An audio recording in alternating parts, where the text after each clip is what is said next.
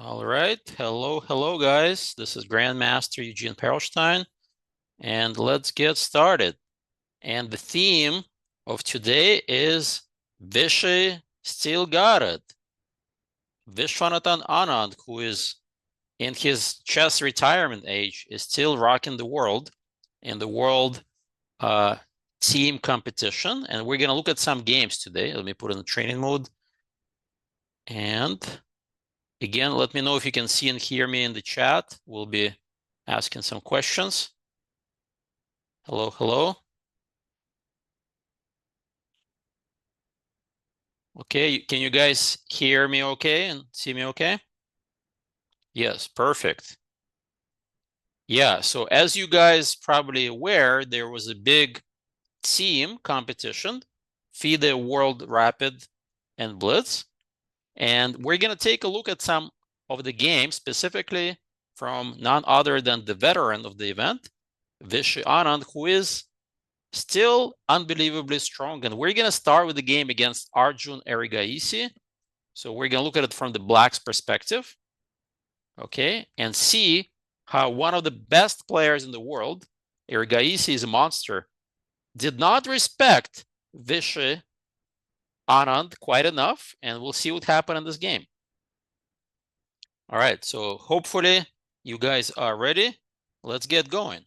So again, all the questions to make it a learning experience for everyone, we're going to be asking in the chat, and please reply in the chat as well. So this is going to be a rapid game, okay? So let's get going. Erigaisi doesn't need any introduction. He is one of the top players in the world, also from India, and Vishy Anand, the legend, is playing black. So this is round 5. D4, knight f6, c4, e6, knight f3. Okay, so far so good. White decides to start with knight f3 because knight c3 invites the quite aggressive bishop b4. Not everybody wants to see this. Of course, the Nimzo Indian. I recently published the Chessable course in the Nimzo and Bogo, and this is what I recommended for black.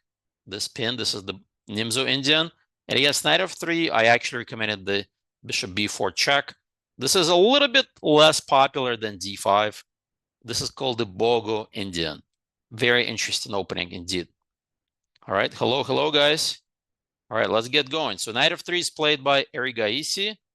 Vishy plays d5. And now, interesting surprise, e3. Has anyone faced this e3 move before? What is the drawback? What are the benefits of this move? Let's talk a little bit about this opening. Okay, it's pretty rare though, right? Specifically with c4 combo. Typically, they play it without c4. Then it would be called the Kohle-Zuckertort variation. But with the pawn on c4, it's a little bit different. Probably in bullet. So yeah, it's quite rare in OTB chess. Yeah, the obvious drawback is it blocks this bishop. So probably the bishop's going to go in this direction. And probably Erigaisi wanted to avoid any opening confrontation and just wanted to outplay Vishy in a long battle, thinking that, okay, this guy hasn't been playing chess. He's retired. I'm just going to outplay him because I'm a better chess player. Well, little did he know who is a better chess player in this game. We'll see shortly. Okay, let's take a look. Bishop e7, simple chess. Obviously, black has more than one good move to play against this setup. Black, of course, can strike with c5 if you want to fight for the center. I don't particularly like the move b6 because it gives white the opportunity to set up this pawn formation, and this bishop is going to be blocked by the d pawn. So b6 not my automatic response, but it's not a bad move probably. a6 is interesting too, to prepare this d takes c and b5 idea. Well known, right, from the QGA, Queen's Gambit Accepted setups. So lots of different setups. Whatever you prefer, honestly, you can do as black. Vishy plays bishop e7, keeping it QGD setup. b3, as expected, right? So the bishop is getting out in this direction, bishop b2. Black simply castles, and now bishop to d3. So far, so good. Okay, and here black plays this move c5. Very logical indeed. Strike in the center. I have a question for everyone. What to do for white against this move b6? Okay, so what strategic drawback does this move b6 have? Okay, let's please answer in the chat. Okay, you are correct. The first step of the way, c takes d. Can you give me one more follow-up after e takes d? What is the strategic drawback here for black? Okay, let me again know in the chat.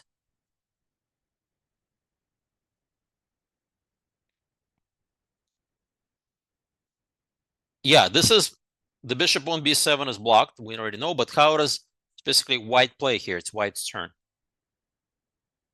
What is the move? I'm looking for a move. All right, I think everyone more or less got it. This is the move that Erigaisi probably played, bishop a3. And now there's a strategic problem. Once the bishops get traded, we have a classic case of a bad bishop versus a good bishop, right? And this structure is not great, especially with the bishop on b7. White just has all this time in the world to castle, play for b4, establish knight on e5 if necessary, reroute this knight. It's a little bit better for white long term. Now you may wonder, well, it's not so bad if I play c5, but then you have to deal with the structure known as the hanging pawns. This is a liability. They could be weak, but this is probably black's best try. Put the knight here, bishop here, and play the structure. Still, probably a little bit easier, especially for a rapid, honestly, right? To be black. I mean, to be white, I meant. Because the pawns on z5, c5 could be weak. So that's why Vishy plays c5. I think I like that move. Now, castles, logical move by white. And knight c6. So simple chess, right? Putting pressure right on the center from two different directions, and bishop to b2. Now we're going to have a little bit of a reverse game. White wanted potentially to play against the hanging pawns, but we're going to see the reversal of that. C takes d, e takes d, and then black can take right now or in the next move, and white's probably going to retake with a pawn. White will have the hanging pawns, and this is the kind of position black was hoping to get. So he played knight b4 first. It's a useful move to force the bishop on a more passive square. And then when a3 is played, it's going to weaken the b3 square for white. So bishop e2. By the way, who can tell me why a3 is not recommended here? Please let me know in the chat. Yeah. Okay, knight takes d3. And why is this trade not great for white?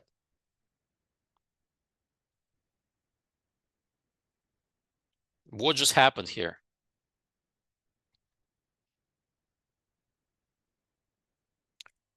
Yep. Black simply gets two bishops for free. White did not double any pawns. White did not get any killer attack. So black is going to play b6, bishop b7, or bishop a6, target that pawn. And this is a liability. But of course, it's the bishop pair that matters. So in chess, remember this. You don't want to give up the bishop pair for no reason, especially if the game can open up like this. Yeah, so good job. So this is autopilot move for players of that level. Bishop e2. He's going to try to kick the knight later with a3. Bishop plays b6. It is a logical move. After all, the bishop is kind of useless behind that pawn. Okay, knight c3, logical move. Bishop b7. Rook c1. So far, so good. And d takes c. Okay, d takes c.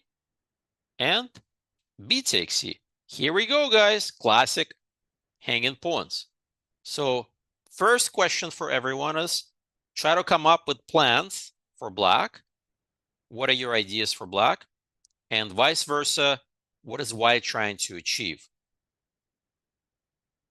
So let's think about this position for a second and try to come up with ideas.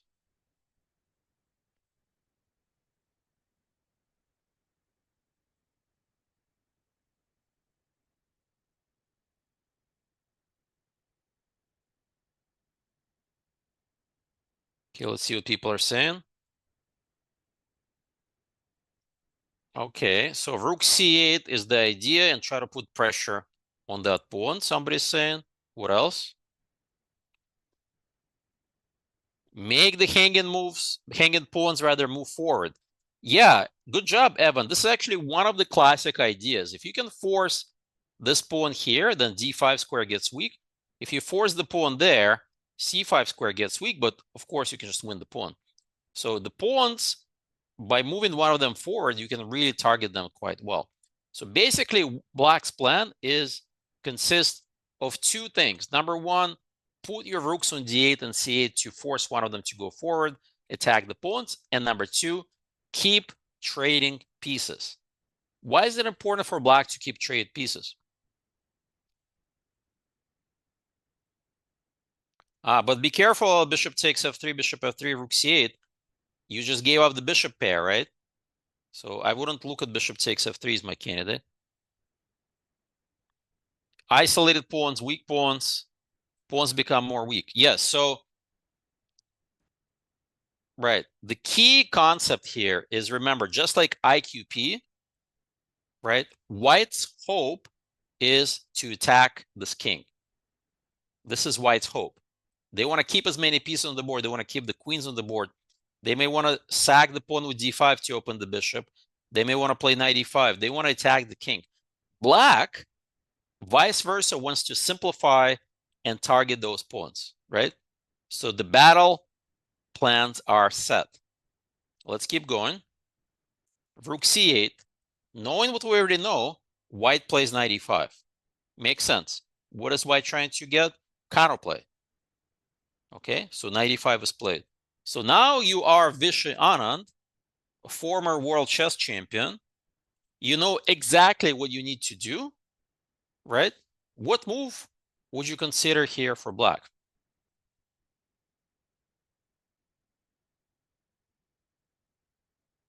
Okay, you know exactly what you want to do. We just talked about it. Okay, good job. Okay, somebody already answered. A couple of people already answered the right idea. Okay, let's give people another minute or two.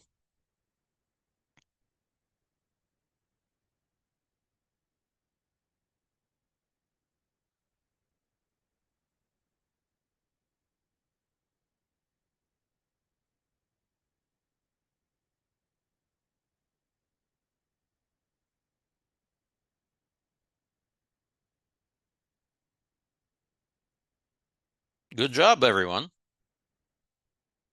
And now the move here is knight d7 exclam. Let's give Vishy exclamation mark. We just talked about it, right, guys? Trade active pieces off, simplify the game. Knight d7 works exactly like that. Maybe knight c6 is also okay. Maybe hitting the d pawn on the knight. At this point, though, maybe he was worried about bishop f3, pinning the bishop on b7. Hard to say exactly. Maybe there's actually no big difference, but this is a very logical move. So good job to everyone who mentioned it. Knight takes, queen takes. So now Black has much easier game, but White is not done yet with the attacking opportunities. White plays d5. White knows exactly what he wants. He wants to generate attack. Okay, so Vishy says, I'm going to keep attacking the pawn, rook f to d8. Now, could he have taken e takes d? What do you think, guys? Bishop g4, maybe f5.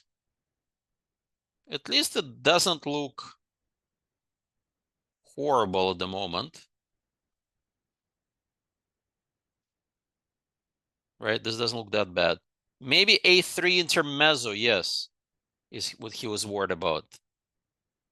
Yeah, this looks a little annoying. So maybe that was his idea. But he played after d5 simply rook f to d8. The idea is to put pressure on this pawn. So there's all this pressure, right, from every direction. Well, white's time is to kick the knight, right? This is his whole idea. Knight has to go to a6. And again, now it's time, now or never for white. If black gets to play knight c5, bishop f6, just consolidated moves, we forced one of the pawns forward. We can now play around it and use the weak squares. So that's why Erigaisi plays knight e4, attacking. He thinks he's got a very big initiative. This bishop is a monster. Maybe queen is going to join the party. This knight is quite active. Well, Anand simply plays knight c5, following the strategy we just discussed. Trade, trade, trade. Okay, so you see how both of the players know exactly what they're trying to achieve.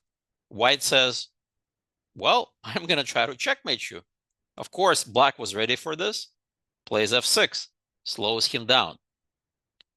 Oh, and by the way, was bishop f8 an alternative to f6? What do you think, guys? Let's see how good your tactical vision is. I think most people spotted this little trick. Yeah, probably these guys see this in seconds. Queen h8 is kind of annoying. So yeah, you got to be careful, right? So he played f6. So far, so good. Things are under control. But white continues with the assault. Knight takes, bishop takes, and queen g4. Big threat, bishop takes f6, using the power of the pin. This pawn is pinned. And, of course, we have another target. This pawn is under attack twice as well. So it looks as though the great Vishy Anand is in big trouble, right, guys? But I'm sure he saw this coming. So let's give people some chance. And he plays f5, exactly. If you mentioned f5 in the chat, good job, guys.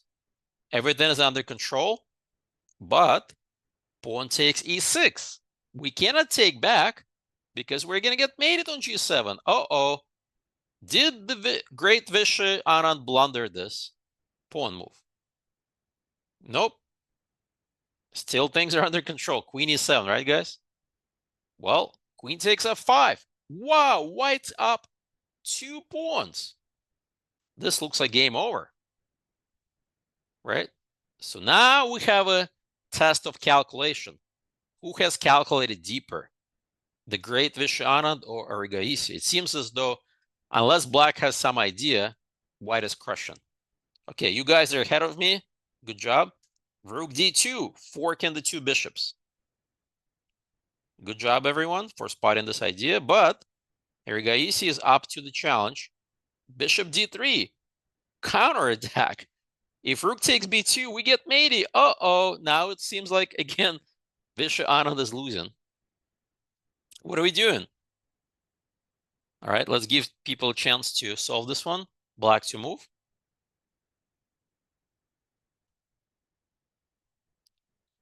Okay, let's see what you're saying. G6. Okay, so calculate G6, everyone. Good, bad. What is the drawback of G6? Of course, Queen H7 is a serious threat we have to deal with. So yeah, everyone is calculating right now G6, Queen E5. So please let me know in the chat.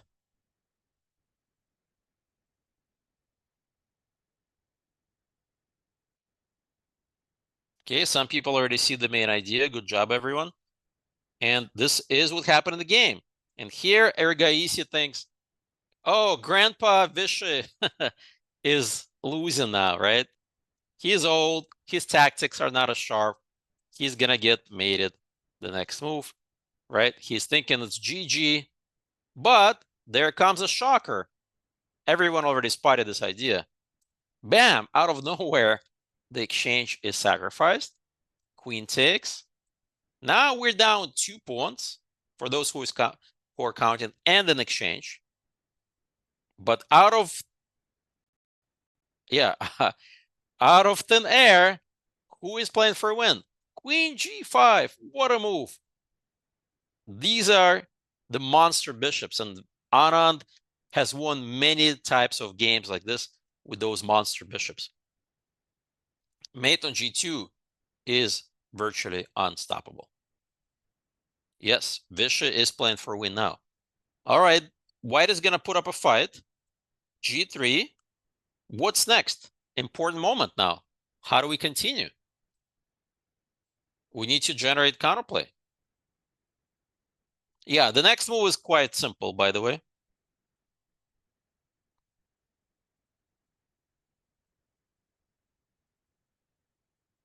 Yeah, if you said Queen G4, you got it. So, of course, the major threat is this.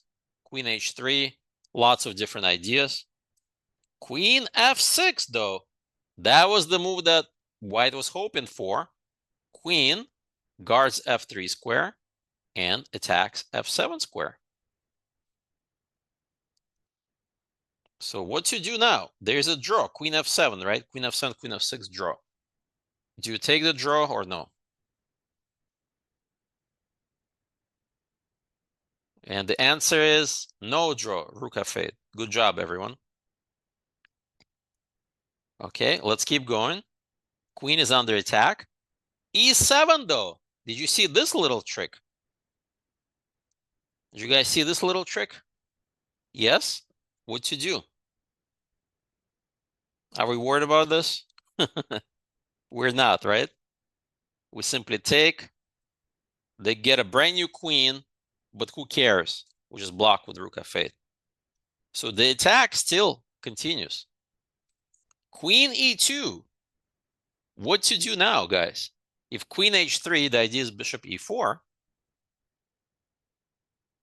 Yes, Bishop F3. Good job, everyone. And that's it. Erigaisi resigned. Good game. GG. Mate is next.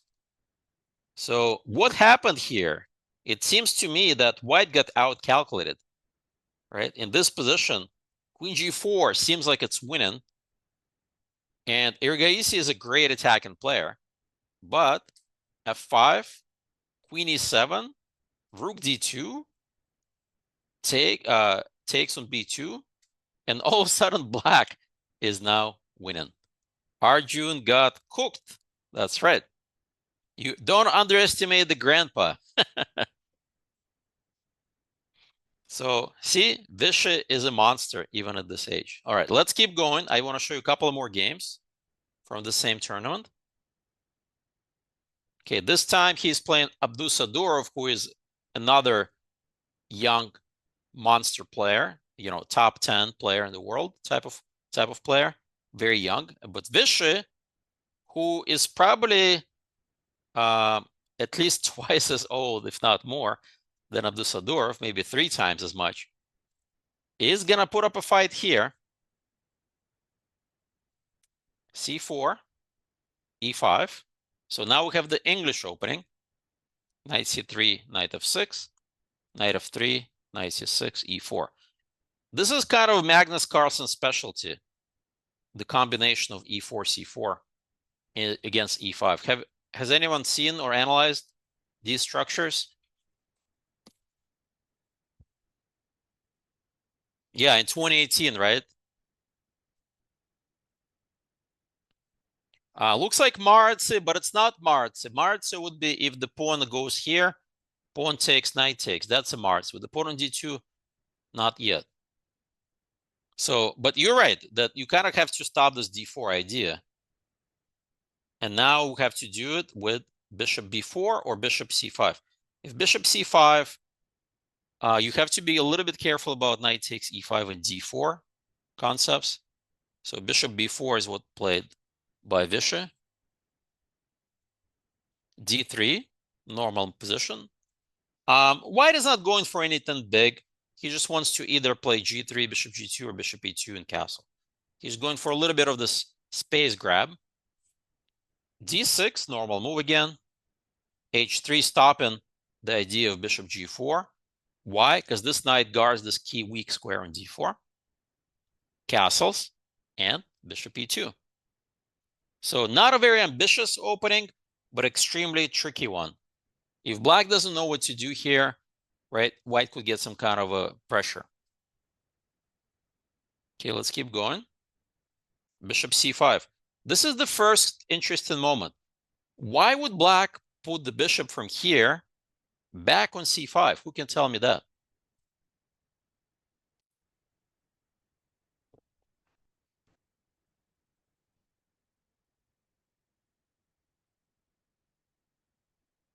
Okay, let's see what people are saying. A3 tempo. You heard about the A3 tempo. I think generally you kind of understand. Yes, the bishop, it's done its very important function to slow white down from playing d4. Once white castles, you never want to take that knight, right?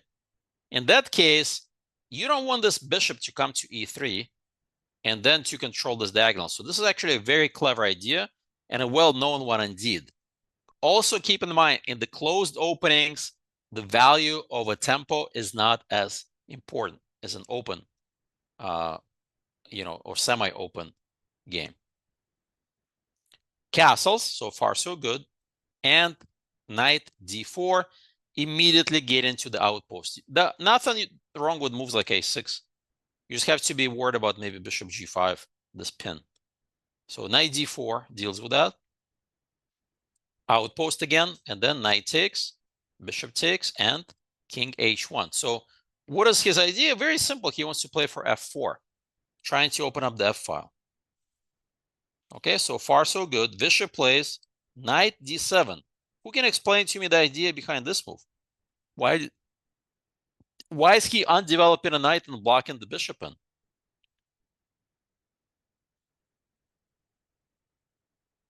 Is his idea to play f5? People are saying f5. Queen h4. I'm not sure about queen h4. Yes, knight c5, knight e6. I like that. Yeah, the knight on f6 is kind of useless in these positions. So the idea is you want to reroute the knight. Maybe knight can go to c5. So that's probably his main idea. Also, he's anticipating f4. And then there's really no pressure. Also no pin with bishop g5. Okay, so f4. This is continuation of the plan. Simply takes. Okay, bishop takes and knight c5. The knight is on a nice, very nice outpost. A little bit of pressure here. May go to e6 if necessary. This bishop is well placed on d4. White does not have any clear threats. But notice in terms of pawn structure, if this bishop on d4 is removed, white can play d4 and get a massive center. So you got to be a little careful, right, guys? So queen d2 connecting the rooks. Knight e6 hitting the bishop. Bishop back. What did you play here if you are black? So black to move. Probably you have several decent moves here. So black to move. What would you play here? Let's give people some time to think about it.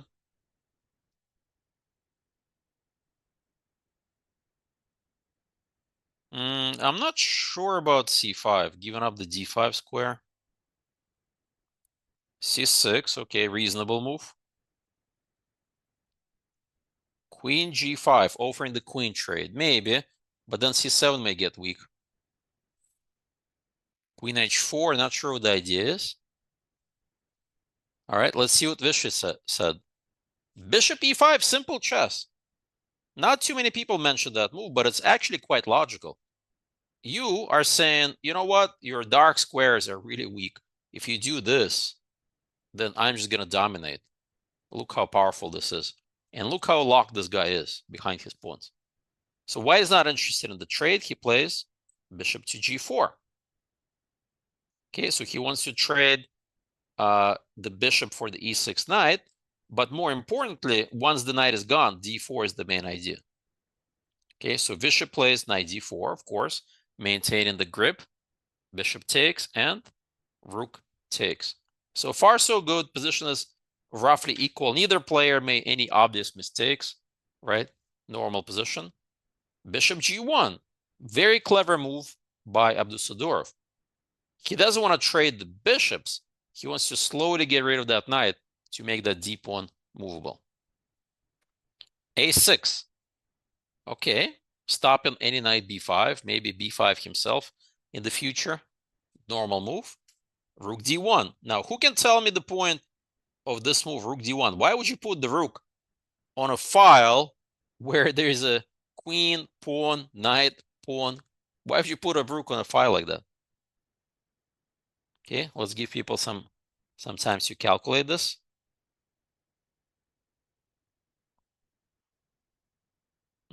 Yep, you guys got it. So the main idea is, of course, get rid of the knight, play knight e2, and then d4. So very cool idea by Abdusadorov. Vishy says, bring it on. Okay, bishop takes, here, here, and here. Now we have a very interesting imbalance. We have a bishop against the knight, but we have this massive pawns. Now, are these pawns a strength or potentially a weakness? For example, that e pawn is less protected. What do you think, guys?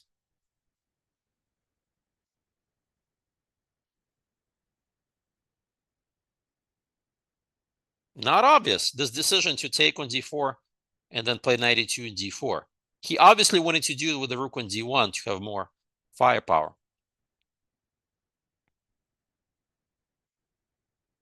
So some people are saying weak, some are not sure. Well, let's see how the game unfolds. Rook e8 is logical. So is knight g3. g6, classic restriction move, right? These moves restrict the knight. Rook f3, white is building up some initiative. Maybe he'll double, right? He gets the rook on the third rank. Okay, let's keep going. Rook e6, black is ready for it. White plays b4. Clearly, somebody is not respecting Vishy Anand to play cautiously. He wants to blow him off the board with this move c5. Right? He's playing an old guy, but let's see what happens. c6. White is invited to play c5. He goes for it, and pawn takes c5. Now, which way would you take? D pawn or C pawn if you're white? It's kind of a easy one. Yeah, this is an easy one. You don't want to take with the, this is what you want to do. You don't want to take with the D pawn. So if you take with the D pawn, you pretty much lose all of your advantage and you are saddled with this terrible isolated pawn. Yeah, I meant B pawn, not C pawn. Sorry, misspoke. So B pawn is the right move. All right, now we have another interesting position. Clearly, white is getting provoked to storm with d5. Looks very promising. What's going on here?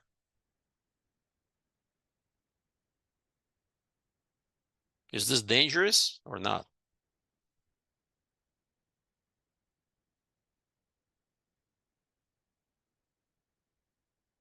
Well, let's see what happens. He goes for it, right? Why wouldn't you? So now Vishy has to play some defense. Bishop takes g3. You have to be careful. Your rook is hanging.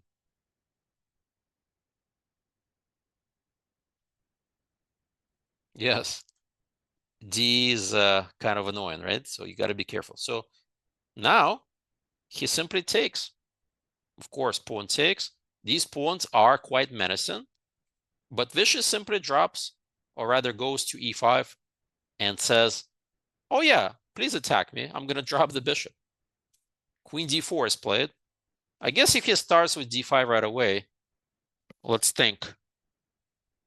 Can he just drop the bishop to d8? Yeah, they do feel a little bit overextended.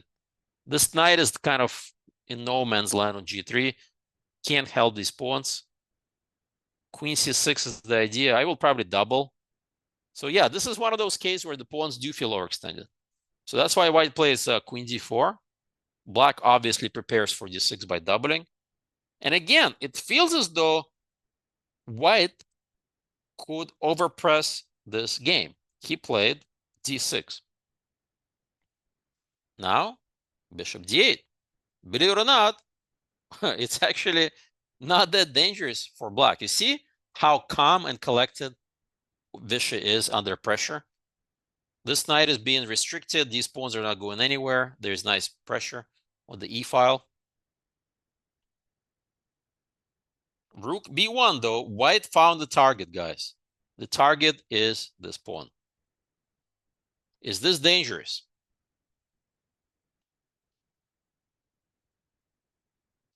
What's going on? Maybe. So let me show you what happens next. Queen c6. He says, you have your own problem, my friend, the c pawn. Queen f4 gets tactical. f7 is weak, right? And they're probably getting lower in the clock. It's, after all, it's rapid. f5, brilliant defense by black. You see how beautiful he anticipated these pawns to be? It's very hard to break through. But the check, he had to foresee this check. Now we have an interesting endgame. Queen trade, sure, sure. Rook c3. He's not quite ready to take the b pawn. Again, it seems like Vishy miscalculates, right? This pawn is defended. This pawn is about to drop. We can't defend b7. What to do, guys? What to do? Black to play.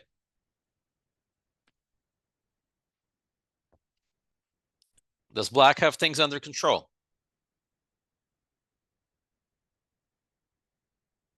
Okay, let's give people a minute or so. And the move is bishop f6. Simple chess. Activate the bishop with the tempo. Of course, white maintains the pressure on, rather the defense on the pawn. The pressure on b7 is still there. If rook b8, that would be quite ugly, right? You have to deal with c6. Rook c8 is the key move. You actually don't mind trading the b pawn for the c pawn. Simple. Okay, he has to trade. Takes, takes, takes. Again, it seems as though white's pawn is almost a queen. 2 more moves. But in reality, white is playing down a knight. This knight is useless. White has to be careful, right? If the bishop lands there and the rook gets on d1, poor king is going to get stuck on h2. So this d pawn is white's only hope, but he activates the king. King g1. Rook d5, hitting the pawn. d7. So white is putting all his money on the d pawn. Simply king f8, though. We're going to go and possibly take the pawn.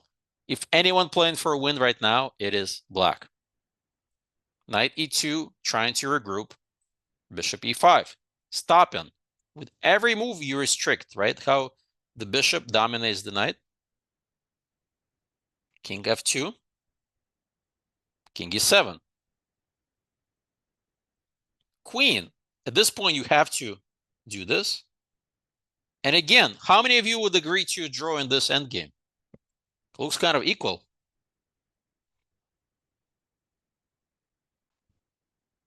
Not me. But the game continues, guys. Believe it or not, this game continued well beyond normal move limit.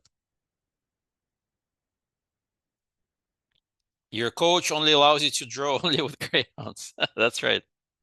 All right, so here we go. Rook a5. We have a clear target, right? Everybody sees this.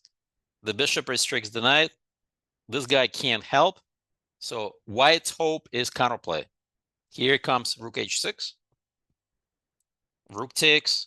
Rook takes. Now the money is on the a pawn versus the h pawn.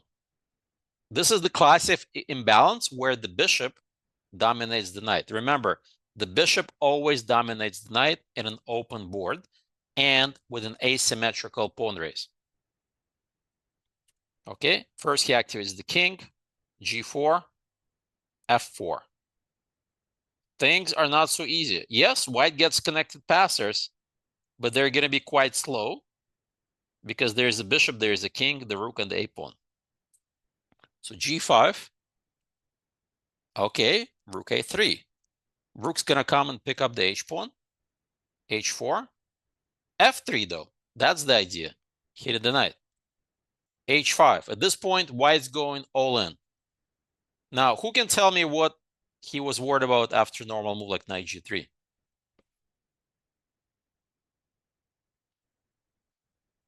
Yeah, this is pretty obvious. First, we restrict, right, the king. And then, I don't know where the king goes. This is just terrible. King here, maybe? Maybe.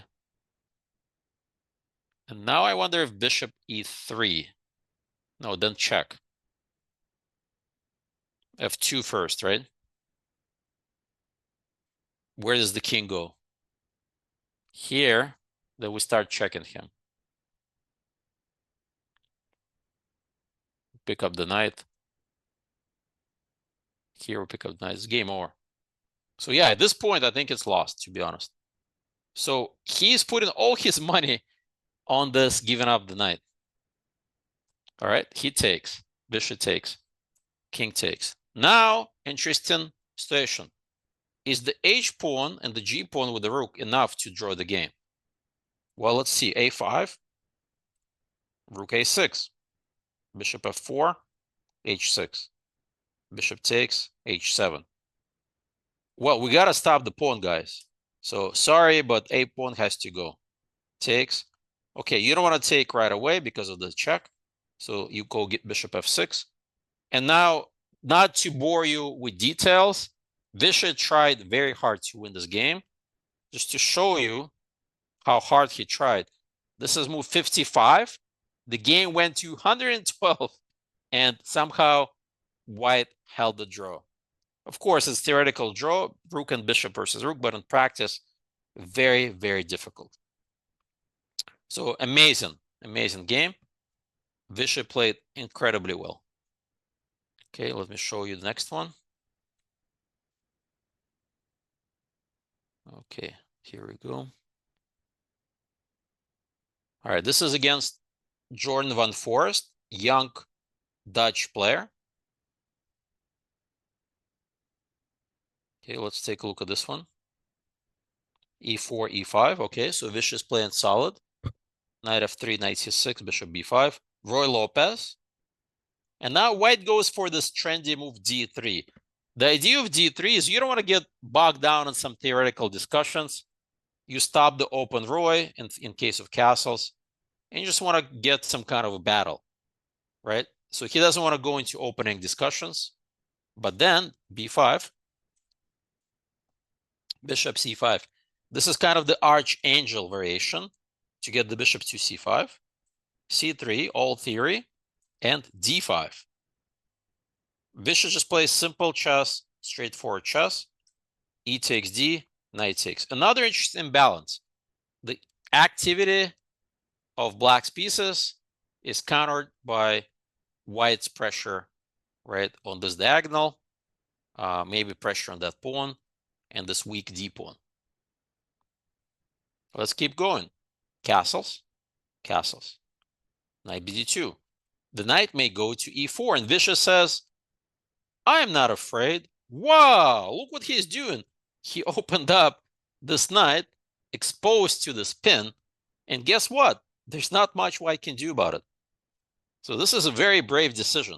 Who can tell me the point of this move f6? You gotta have really nerves of steel to play a move like that, right, guys? But it's actually quite simple, the idea.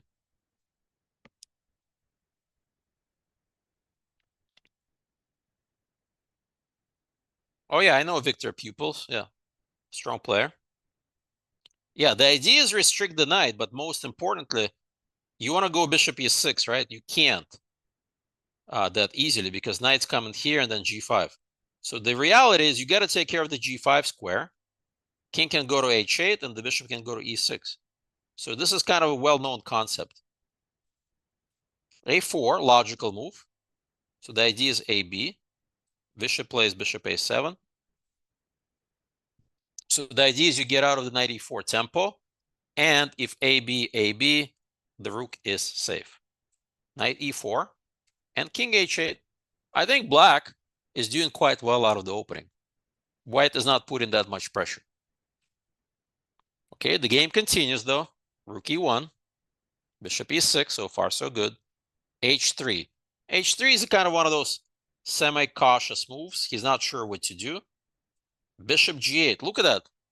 How Vishy is playing. The bishop got out of any danger on the E file. This bishop got out of any danger as well. White doesn't have any clear threats anymore.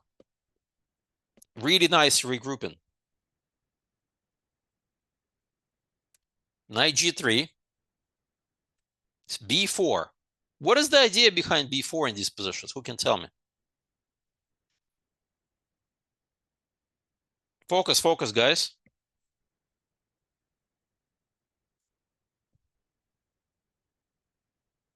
Yeah, so you're right. So the point is if the C4 happens, D4 is weak. Otherwise, in some point I can create a weakness. So yeah, and you stop any AB action. So bishop D2 is played. Now black has taken over the game, right?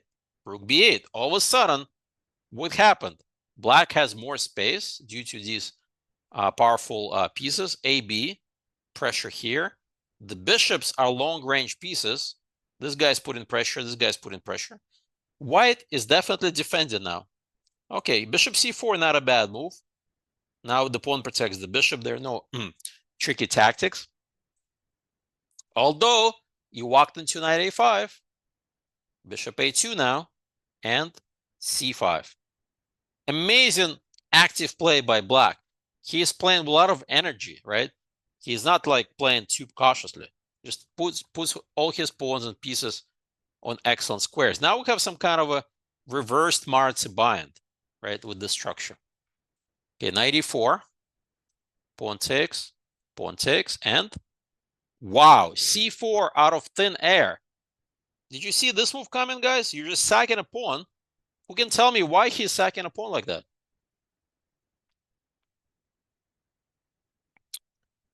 Yep, ruin the structure. It's not about material, it's about structure. After DC, white's pawns are so bad. Then once the c4 pawn is lost, c3 and a4 are weak. Amazing idea from the veteran Vishy Anand. Okay, d takes c though. I mean, you got to do something. Knight c7, rerouting. So his idea is knight takes c4 and simple domination. Okay, c5. White is not a bad player. He's fighting. He's fighting back.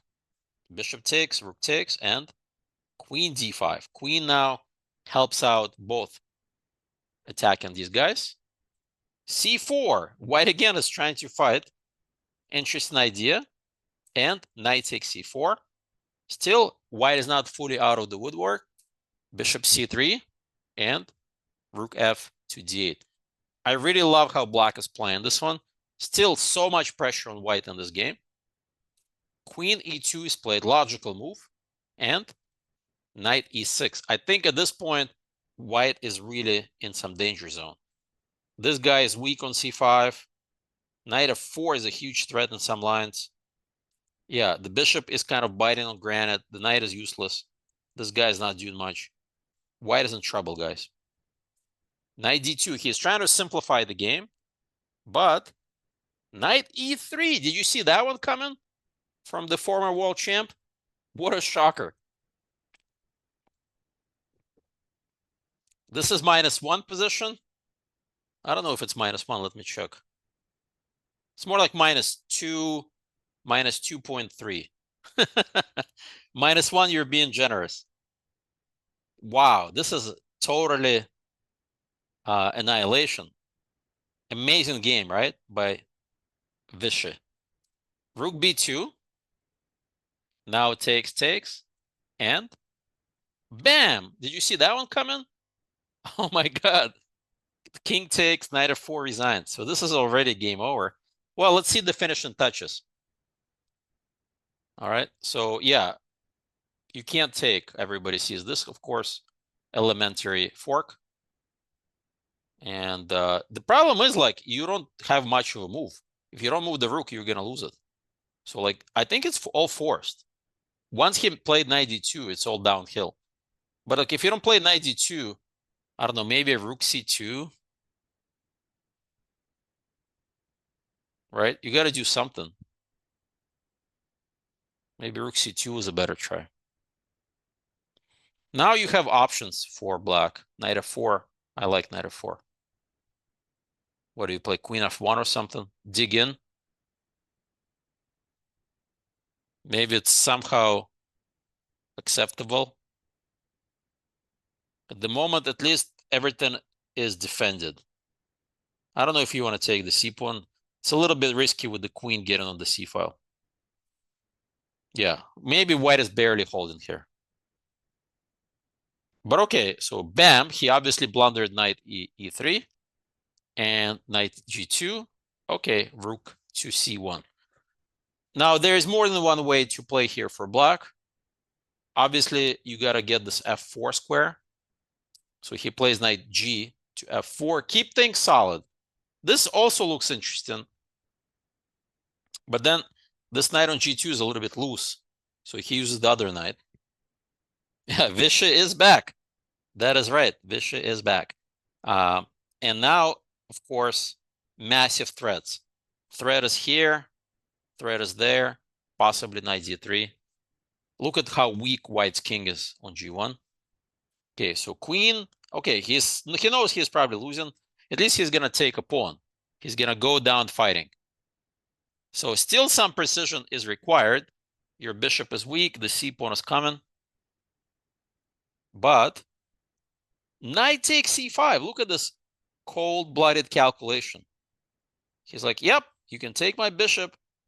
I'm calculating knight takes e4. And if you take me here, there's mate on g2. Amazing resource. Maybe you could also play bishop takes c5. I think this also seems pretty good. Yeah, beautiful game, right, guys? Okay, knight takes, queen c4. Well, it's funny that now white is begging to trade queens, right? Because he knows things are not going well. He's going to get mated. And now queen a8. This reminds me of this bishop a7, bishop g8, and another queen a8. This long diagonal backwards moves are absolutely stunning in this game. Yeah, we can. Grandpa still has a couple of tricks up his sleeve, right, guys? Amazing from a former world champ. Okay, bishop a3. Yeah, now at this point, you can pretty much do whatever you want. He played knight d3, why not? Okay, white threw in the towel. He's had enough, he resigned.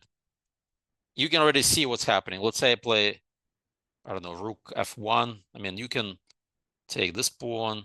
Maybe you can take one f2. Yeah, this is just lights out. Yeah, so what is the summary of this game? Let's see. To my eyes, I mean, the opening was pretty good, right? First of all, this backwards bishop a7, bishop g8. But then this very instructive b4, rook b8, knight a5, and c5. Just going for total space grab. And then this little bit of positional tactics, right? This bishop needs to get opened up.